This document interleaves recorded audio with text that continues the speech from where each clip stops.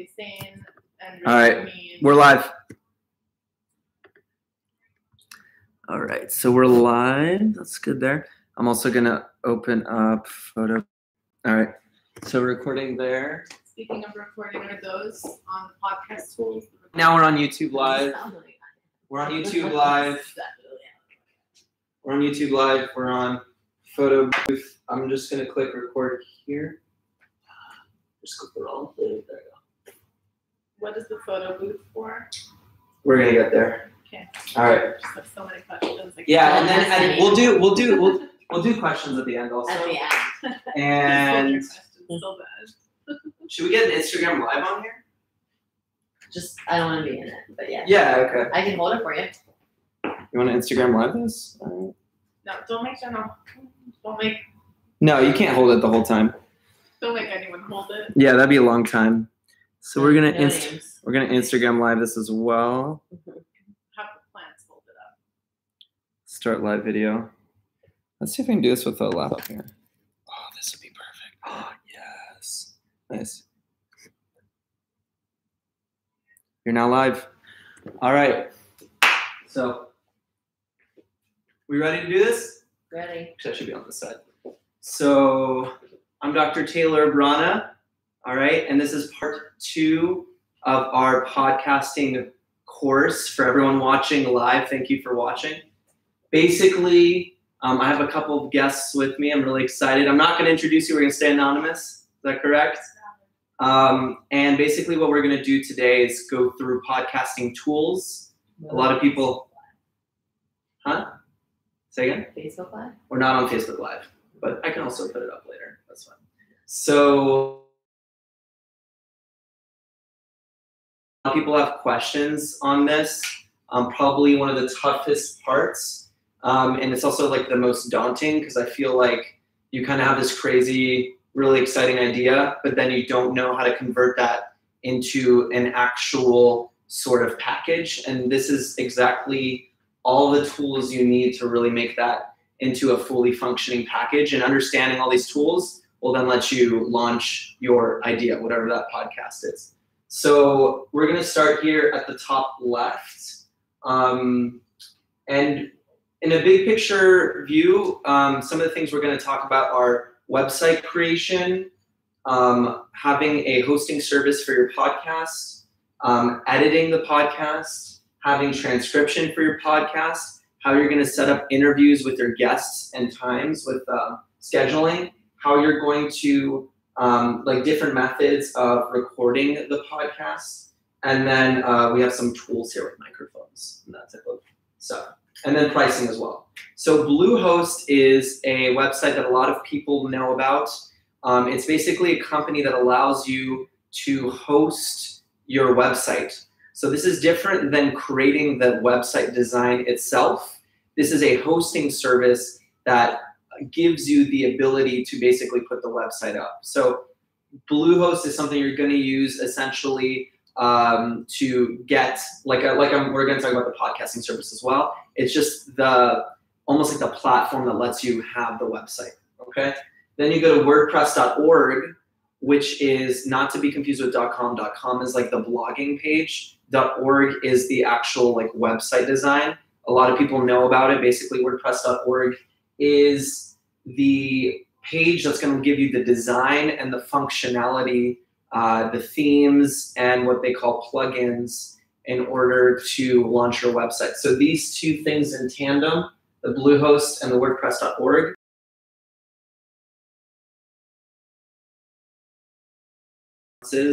but I absolutely think you should have a website that's well designed through WordPress. That's a little bit more detailed. We don't have to go through that conversation. There's some really cool themes you can buy to basically streamline your page looking really great already. Usually around the ballpark of somewhere between like $40 to $60. And yeah, it's a great page. And plugins, just to talk about plugins briefly, these are things that let you do what's called search engine optimization. Yeah, she got really excited there. Basically optimizing the ability for people to find out about who you are. That's search engine optimization. Different plugins that help you let people know that you're on Facebook, let people know that you're on Twitter, different design options, plugins that show your Instagram profile or have a stream of your Instagram on your website. So there's lots of plugins that really help automate a lot of the parts. There's plugins to help make your website more secure. So kind of things that, anything you can kind of think about, there's probably a plugin for it, kind of like applications on the iPhone. And WordPress is a great way to do that. A lot of people used to make websites by scratch. This basically, it's kind of like plug and play. And most people with a little bit of tech savviness can get by. So that's those two things. Now we're going to go to the audio podcasting hosting services, and that's these three right here. I personally use Libsyn, okay? And Libsyn is, the SYN is for syndication. It basically, what it means and what it does is when I create a podcast episode, when I record audio, I go onto this website and I upload my audio. From this page, when I press publish, it gets sent out to iTunes, it gets sent out to Spotify, it gets sent out to Google Play, and send a post to Facebook.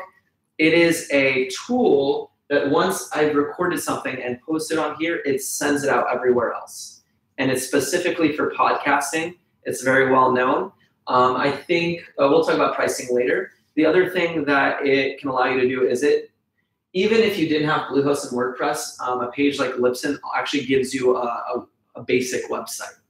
It's not the most well designed, but it's another kind of option. Let's say your page goes down, but you have your portfolio of all of your episodes up. Like I have a separate page with a portfolio of all of my episodes up, and that's the Libsyn as well. I don't think it comes with the basic pricing, but if you upgrade a little bit, I think it gives you a website.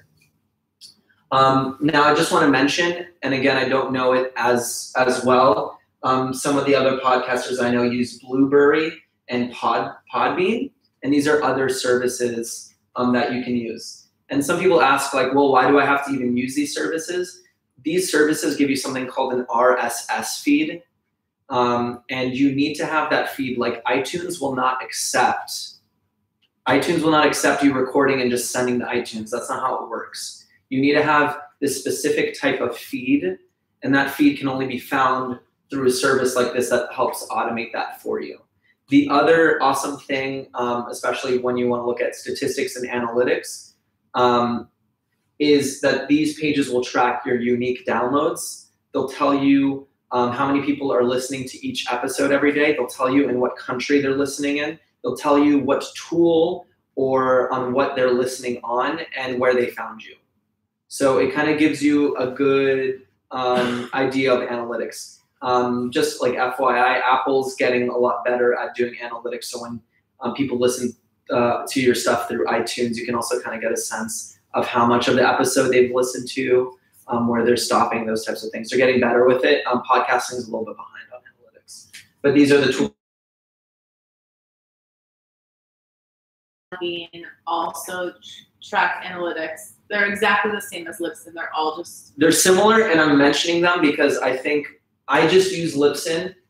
You guys can kind of do a little bit more research. They're all similar. Okay. Most of them, from my understanding, they'll have like a little bit of difference in pricing probably, but they all give you a website. They're all going to let you host your audio. They launched a lot of these streams of like places that people can listen to you. But I think there's a little bit difference in features, but overall they're basically the same tool.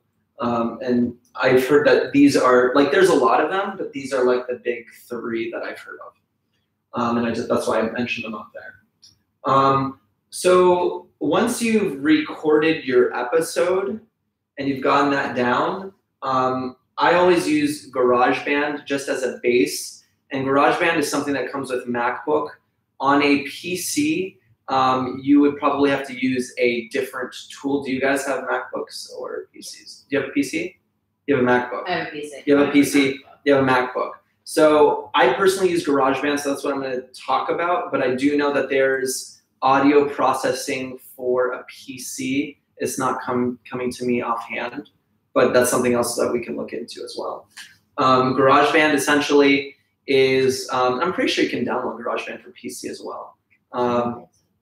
Yeah, we'll have to check. It's just an editing software. Yeah, you need an audio editing software. So GarageBand is one of them. There's a PC equivalent to that.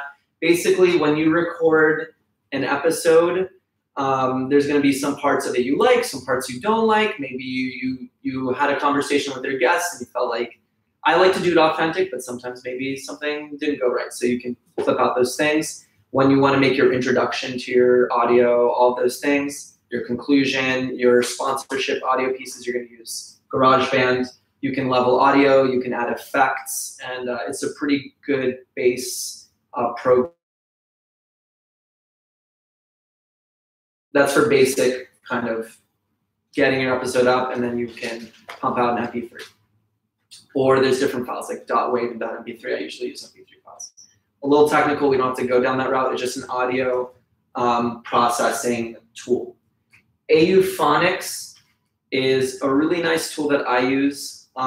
Basically, when you go on and create your audio file, even if you did it through GarageBand or some other tool, if you listen to podcasts, all the audio sounds really leveled. So like, even though, let's say you interviewed someone online or through a phone or even in the same room, people speak at different volumes. So when you listen to podcasts, you'll notice that most of the time they sound like they're in the same room or the volume is pretty level. This is a tool that really makes it sound professional. So it takes out humming in the background. It does noise reduction of unnecessary stuff. It levels the audio, and there's actually a volume level that podcasters prefer. And it will let you set up at that level. For example, I just interviewed someone who my microphone was much louder than his. His microphone was like, it was almost like a whisper, honestly. And this tool like literally made it sound the same. Not exactly the same. It's always preferred to be pretty close, but it did like a really good job making it sound similar, which I'm telling you was a miracle. Yep. So how do you pronounce this? I call it Auphonics. Auphonics. Okay, so is this a tool that you find online? It's an online tool. Okay, now what if you have like a specific type of mixer or something that you're using while podcasting to adjust your own levels? So that's a great question. I gear this towards super basic understanding of it. Okay. If you want to use a mixer, that's a whole nother conversation. Okay. Are you interested in using a mixer? Yes. So we'll talk about that like separately. Okay. But for the sake of like basics, I think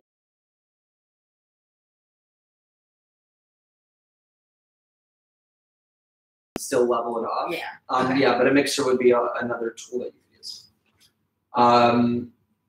Yeah. So that's Auphonics. Audacity. So Auphonics is a paid tool. So I'm mentioning that Audacity is free. I've used both. In my opinion, Audacity was not effective. Auphonics is more like plug and play. You just throw in the audio and it works. Audacity takes a little bit more finesse, but is another audio editing tool which is completely free and a lot of people use it.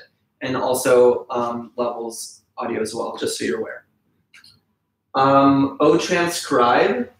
I think one of the most effective things about having a podcast is reflecting afterwards and kind of just taking a look at the best quotes from the episode, like pearls from the conversation, things you want your listeners to take away from the episode.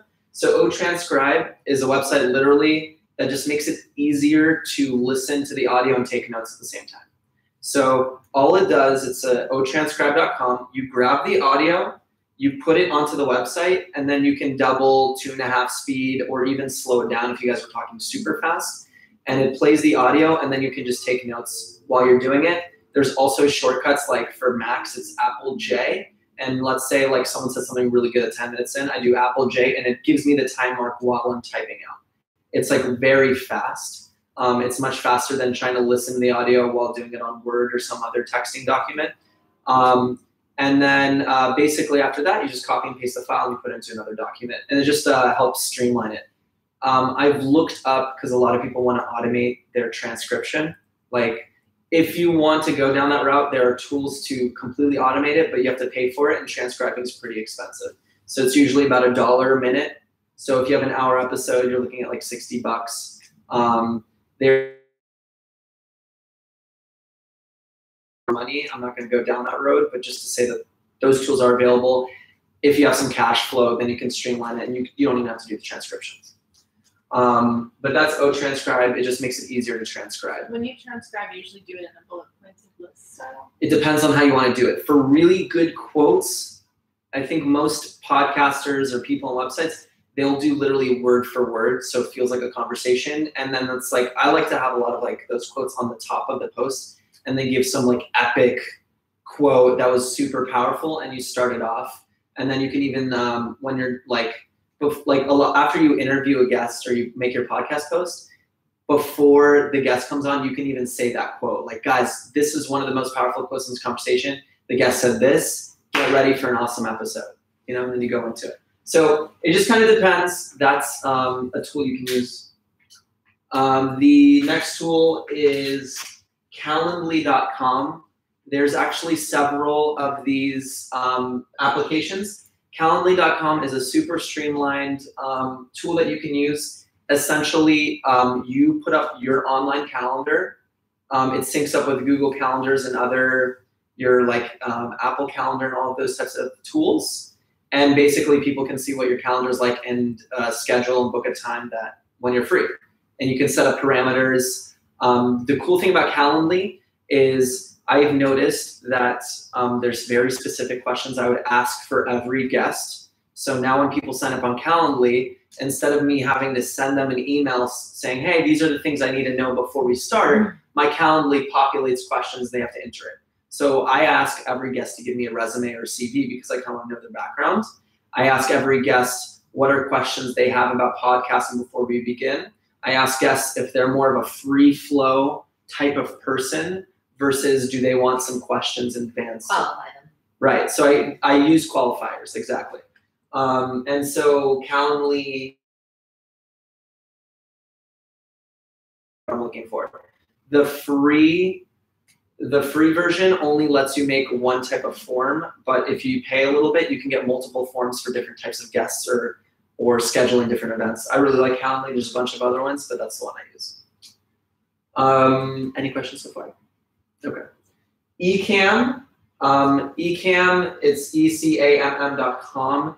Ecamm Recorder is a tool that lets you, I'm going to go through the tools that let you record the episodes themselves. So Ecamm is a tool I use. It's highly reliable.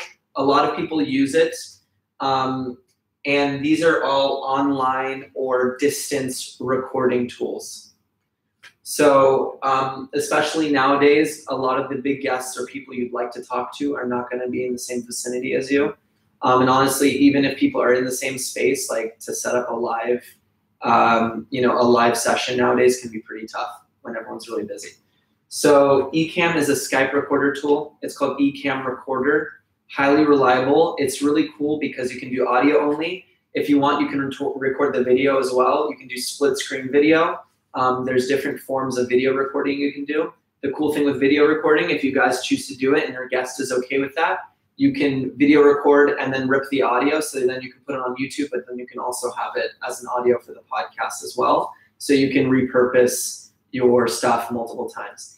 Ecamm also has a more expensive tool that will let you record and stream live on multiple platforms. So that's pretty cool. I literally just found about that like a week and a half ago. So like that's another thing.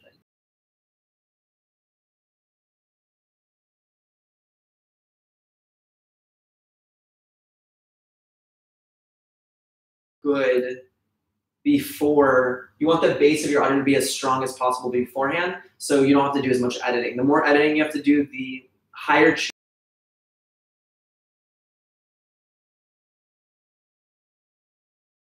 Call is like my emergency tool. I think it's like $10 a year. And this is kind of a sneaky thing you can do, but you literally can record a conversation on your cell phone. It records it. You can download it as an MP3 and you can edit it as well. I've used this when all of a sudden all my tools didn't work. And that's another thing I want to say about these is you want to be aware of a bunch of tools because sometimes things get messed up and you want to have multiple systems of recording. because I've had times where I have a really big guest up. I thought my tool was going to work, and then all of a sudden, like the website was down or something, or the software didn't update. So it's like, crap, I need to use Tape-A-Call, or I need to use Zencastr. So I'm just letting you know that these things might happen. Tape-A-Call, the quality is terrible. It's literally like you're hearing it as if you had a phone conversation with someone. The quality is not good. It's based off of your phone conversation. You can hear background noise.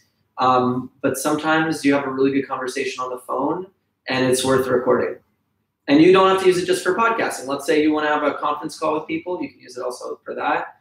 You know it's going to be an important conversation. I'll listen to later. Ethically, you need to tell them that you're recording the conversation. You can't put something up without people knowing that you're recording them. Yeah, this is a tool you can use to record phone conversations. Zencastr, online tool. Basically, it populates a link, and Zencastr is spelled Zencastr. There's no E. Zencastr.com. It's another tool for online recording. You can send people a link, and when you send people that link, they hop on, and basically you guys are in this audio chat room, and when you're ready to record, you click record. The audio is fantastic on it. The downside is it's obviously online, so if internet connection drops or something, you know, that happens, just like with Skype. The other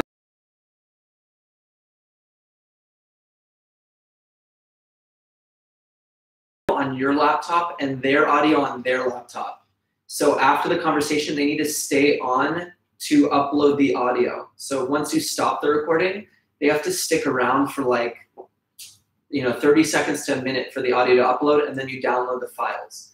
Sometimes, if they have not so good internet, you will lose the file. I've had conversations like a 45-minute, 50-minute conversation with a guest, and then they left right away, their file didn't upload, and I lost it. Again, this is why you want to have redundant systems or multiple ways of recording things. Sometimes what I'll do is if I know a guest is also a podcaster, I'll have them also use their eCam to record. So then you have two audio recordings at the same time. Make sense? Zencastr is another online tool that you can use, but sometimes not so reliable. The most reliable one for me has been eCam. Ringer is arguably a step up from all these tools, but it costs money monthly.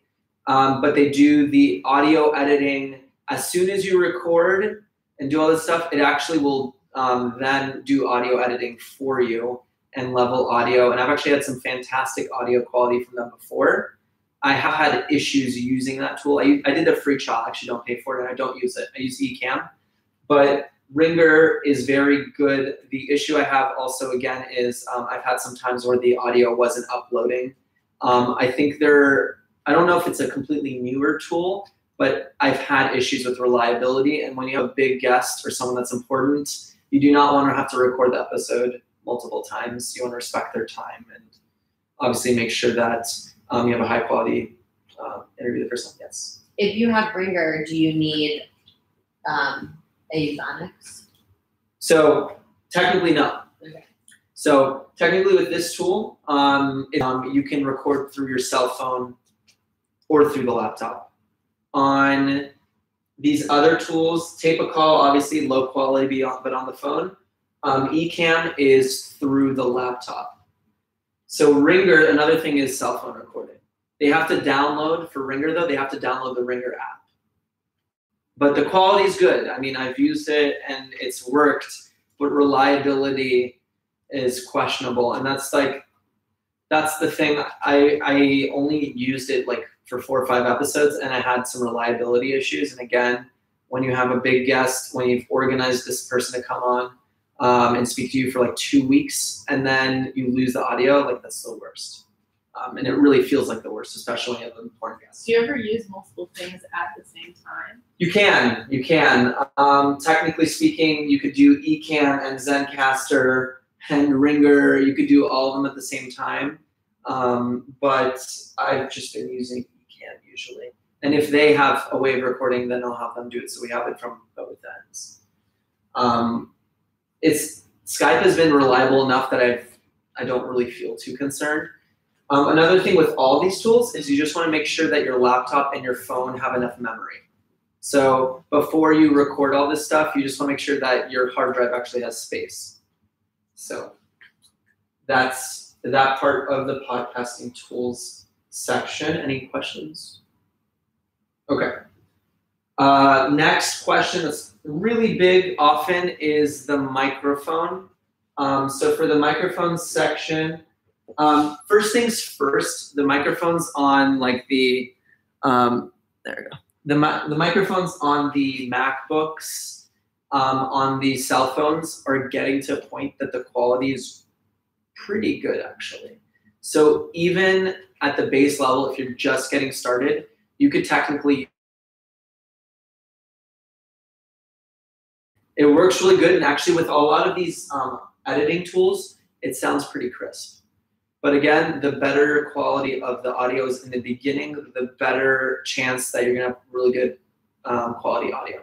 Regardless though, if you have a really nice microphone and your guest doesn't, and they have no way of recording, then your podcast is kind of, but I'm telling you, a lot of the guests just use their laptop built-in stuff and it works out pretty well.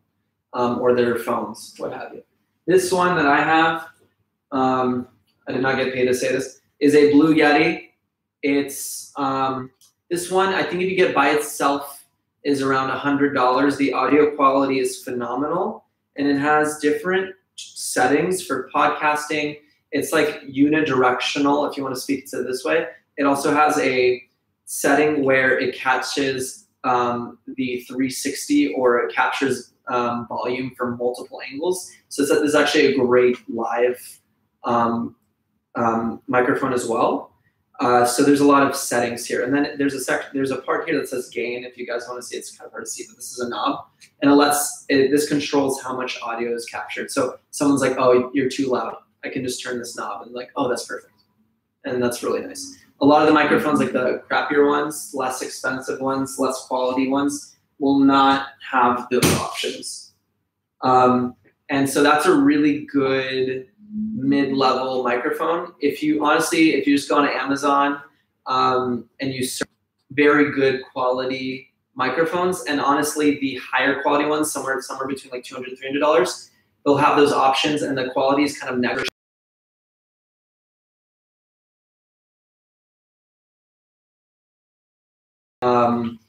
Sometimes, if you have the budget, what you might want to consider for really big guests is actually purchasing them a $20 to $50 microphone and sending it to them.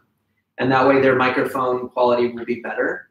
I personally think that the Blue Yeti for the mid-level range is fantastic. I bought the $150 set, which included the Blue Yeti microphone, a set of headphones, and a pop filter, which is something you set up. I don't know if you know the stereotypical, like, people recording a podcast, you see like that filter that comes up to their mouth.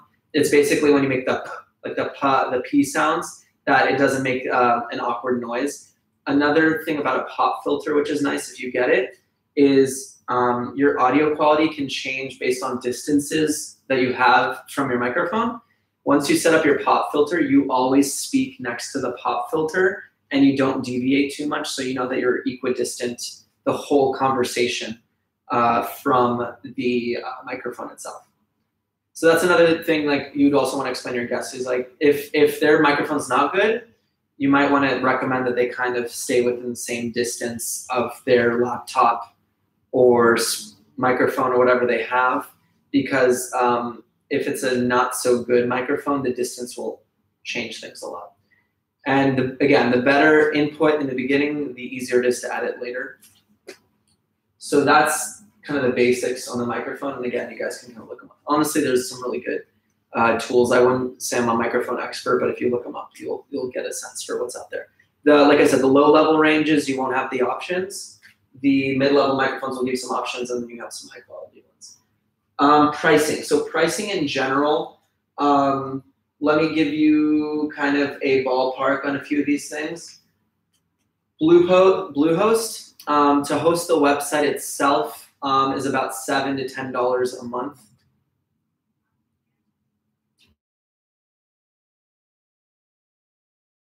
This tool is just you purchasing a theme and then using WordPress. You don't actually have to pay monthly for WordPress. It's just the theme itself. And then you're using the hosting service to host onto WordPress. WordPress, the themes range somewhere between $20 to $70. A higher quality theme, and there are themes that you can purchase specifically for podcasting. But a one-time thing. Yeah, it's a one-time fee. The Bluehost is a monthly thing. So yeah, it would be like $7 to $10 a month. The WordPress is a one-time fee for the theme. Also, there are plugins that are high-quality plugins that you can purchase to make your website have more functionality. Sometimes they cost money. Also, with your theme, if you want to get some upgrades, then you might have to purchase a little bit more too. So that's pretty much the cost there. Libsyn, somewhere between $10 to $40 a month, depending on how many episodes you use or how much audio you want to upload. So for mine, I believe for $20, I get around 200 to 300 megabytes, which an episode is somewhere between like 30 to 50 megabytes. So that is easily 4 to 6 episodes if I do a weekly podcast. For higher amounts, then you're going to pay more. So again, it's like 10 to 40 a month. I paid the $20 one, and the $20 one also comes with a website. So even if I didn't have a WordPress website or use Bluehost, I would still have a basic website people could use. Or if my website's down, they can still reference using the Libsyn website. The Blueberry and the Podbean have similar pricing. So they're pretty similar. GarageBand is free unless you need to purchase it or you need another audio software tool. Auphonics, I believe I'm paying $8 to $10 a month for it. That gives me and has done me well. The other thing too, by the way, with Auphonics, I didn't mention earlier, is there's a way to sync it where it gives you a very basic transcription. So that's something to keep in mind. It's informs, and again, I think that's around $0 to $20 a month. It's not a subscription. Ecamm is a $40 fee for the software, and that's it. It's a one-time. Ecamm is also if you get that really fancy live streaming tool. I think that's like $100, but it's pretty nice to stream everything at once from one tool. I haven't done my research on it. I have to look into it more, but that's another tool to consider. Tape a call, $10 one time. If you just want to record basic conversations. I actually think it's kind of nice just to know you could record a phone conversation, especially if you want to reference it later. Zencastr is free. And I think there is a paid version, but I actually don't remember what the point of it is. I can't remember offhand. Ringer is a paid tool. I think it's somewhere between, again, like that $10 to $40 range, but I would just double check that. Microphones, you're looking to spend somewhere between $20 for like a little lapel guy, up to easily $300, if not more, if you want the super high quality fancy ones. The high quality ones also, the things to think about, those are like the really nice ones. I don't know if you've seen those before. In radio shows, they'll have them. So they'll have like 2 people speaking live with these vertical stands coming over them. Those are in the $100 range. And that's pretty much it. The last thing I wanted to touch on was just live streaming. We live in a day and age, and you guys know this being entrepreneurs and business owners, that we can repurpose our content in many ways. So now you can, like we're doing now, we're live streaming. I can take this audio and use it for a podcast episode or for a course or whatever I want. We can put it on Facebook, we can put it on Twitter, we can put it on Instagram, we can put it on YouTube, and people can basically, it's become immortalized and people can use it forever, and you can do one awesome video one time and then people can always listen to you. If you make the video, then you can also remove the audio from that and put it on a podcast episode. So the ability to get your information out there is pretty crazy right now. And Yeah, that's pretty much it from the podcast tools section. Are there any questions you guys have? I don't think so. Did I do that good of a job? I think you explained it very well. Yeah, I think that you did a good job. Actually. Oh, is this a feedback session? I do have a question. Yeah, what's your question? How do you set up your podcast for like Apple Music or Spotify or things like that? Yeah, so basically that is done through Libsyn when you get your audio up. Now, each tool like Google Play, Spotify, iTunes, they have different requirements when you make a podcast. You have to have a 1400 by 1400 logo, okay? For different, what's the word I'm looking for? For these different services like iTunes and Spotify and stuff, they're gonna have different requirements. Basically, long story short, you have to have Libsyn or one of these services first because you need an RSS feed. And basically you're gonna give them your podcast name, you're gonna send them your logo, you're gonna send them your website and your description, and then you're gonna have to give them the RSS feed that you created through these tools. And then once you have that, everything goes. When I first started, I thought you just go onto iTunes and you go on their website and you just type in a bunch of stuff and you put on your logo and you upload your audio through that. You can't do it. You have to do it through an RSS feed, and that's with these tools. So you have to do this step first, and then you can go to iTunes and so they'll recognize it from those software. Exactly. And the nice thing is once you get this all set up and when you record your episode and you edit it, whatever, you just upload it. You can say, for example, you could, if you really wanted to go hard one day, you could record 5 episodes worth of content, do all the editing, and then schedule it out for week by week by week by week by week, and you've just batched a bunch of work and people can get content. So you schedule on Libsyn. You can schedule, so you don't have to post it live. You don't have to click post and have it go. You can schedule it out. Very cool. And then that allows you to do some planning if you want to do social media, marketing around the content, if you want to figure out how you're going to like market it on Twitter and all that stuff, or just word of mouth.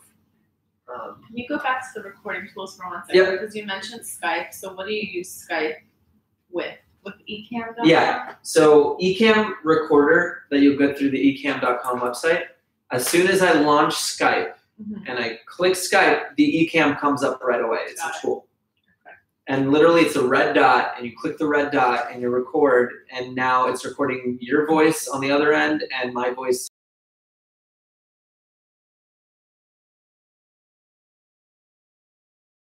No, Ecamm's the only one through Skype. Tape a call is through the phone. Zencastr is a website, so you both have to click a link. Also, with Zencastr, they have to have like Chrome or Firefox, I think, so that's another barrier too. I think it would be advantageous for everybody watching and us Yeah. if we did like a fake podcast, and like, so like maybe you interview one of us as your podcast guest, even though it doesn't And then I go, show you, but then you show us step by step yes, how you like actually how I would do it. go through it. Uh-huh. And it could I think be that a would be a screen big- capture of the Yeah, a flow, because I have it pretty streamlined now, so a flow of that would be pretty Yeah, cool. and I think it'd be cool to kind of stop and be like, okay, what I just did was Yes, blah blah blah. yeah, and there's a lot of like nuances and things like after doing it for like a year and a half, 2 years, like that you. Yeah, and you can also have like a do and don't in that moment too, like what you've messed up on and Yes. what you've succeeded to be very successful, because I feel like the people watching and us would love to see that. Yeah, for sure, that makes a lot of sense. It's a good follow up. Yeah, absolutely. Any other questions about tools? Was that a pretty good overview? Yeah. Yes. Okay, cool. Some of the nuances and little things like the microphones and like the specific costs I didn't tell you. But if you have any questions, you can just like literally just talk to me, or people watching live can comment or message me. And that's pretty much it. My email is thehappydoc1@gmail.com or taylor@thehappydoc.com. I have one more question. What is your podcast? My podcast is The Happy Doc, and you can find me on thehappydoc.com. You can look up The Happy Doc on iTunes, Spotify, Google Play, and it's basically a podcast about physician and medical student fulfillment We interview awesome guests that are doing amazing things. We've had some really high performers in the tech industry, people who are creating medical education. One of the fields with the highest suicide rates out of any field, which is kind of surprising for a lot of people because people think, oh, your doctor's successful. But no, it has a high burnout rate, and so that's kind of, we're really excited. Photo booth on here. Here, let me close out here.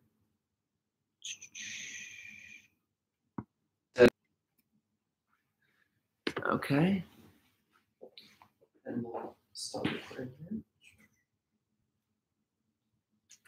And I think I'm still on YouTube Live.